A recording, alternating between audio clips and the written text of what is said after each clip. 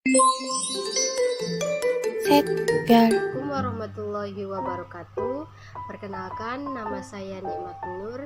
Saya mahasiswi dari STAI ANA 2 Kuala Tungkal dengan jurusan saya yaitu Hukum Keluarga Islam semester 3. Nah, adapun video saya kali ini yaitu untuk menjelaskan atau memberikan pendapat tentang artikel yang berjudul ketika batu bara,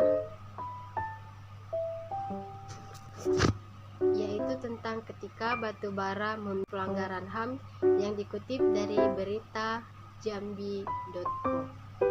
Nah, adapun pendapat saya di sini tentang artikel tersebut, hak asasi manusia adalah hak yang mutlak secara individu yang dibawa sejak lahir oleh seorang manusia. Maka tidak dibenarkan dalam alasan bagaimanapun HAM tersebut dilanggar, apalagi dengan dasar opini atau alasan-alasan yang dibuat logis atas kepentingan bersama, yaitu membangun pertumbuhan ekonomi atau menumbuhkan laju inflasi. Terlebih jika kasus batu bara ini sampai menelan korban jiwa dan terus-menerus direspon semua oleh pemerintah. Nah, adapun argumentasi yang terdapat di dalam artikel ini yaitu dikutip, hak asasi manusia adalah unsur normatif yang melekat pada setiap manusia. HAM merupakan hak dasar yang dimiliki manusia sejak lahir. Hak dasar inilah yang tergerus di Provinsi Jambi.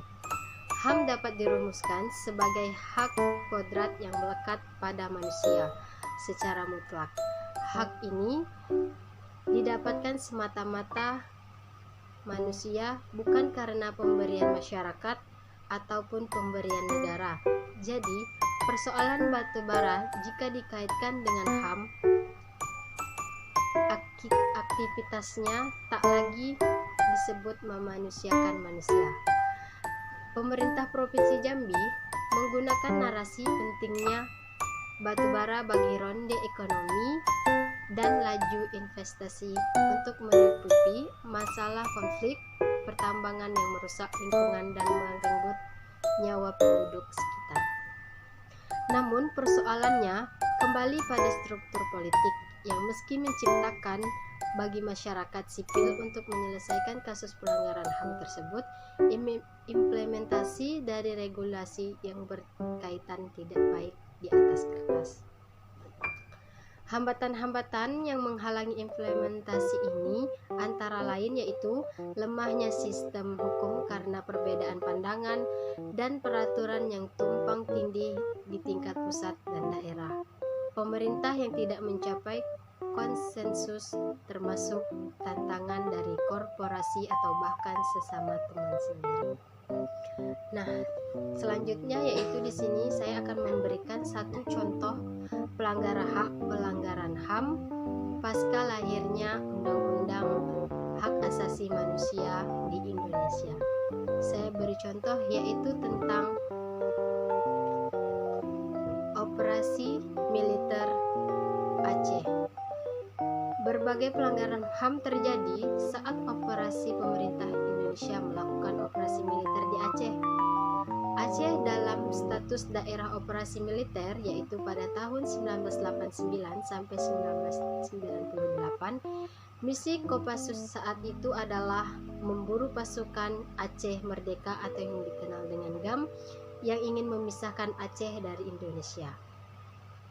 Saat menjalankan misi ini, tidak sedikit anggota militer yang melakukan pelanggaran HAM seperti penyekapan, penyiksaan, pembunuhan, dan bahkan pemerkosaan terhadap rakyat Aceh atau yang diduga anggota GAM. Akibatnya, dari kasus ini, banyak korban jiwa yang merupakan penduduk sipil yang berjatuhan atau meninggal dunia. Konflik ini terjadi yang disebabkan oleh beberapa hal, yaitu yang pertama, perbedaan perbedaan pendapat tentang hukum Islam, ketidakpuasan atas distribusi sumber daya alam Aceh, dan peningkatan jumlah orang Jawa yang masuk ke dalam Aceh. Mungkin sekian analisis saya tentang artikel pelanggaran HAM dan contoh pelanggaran HAM yang ada di Indonesia. Sekian dari saya. Wassalamualaikum warahmatullahi wabarakatuh.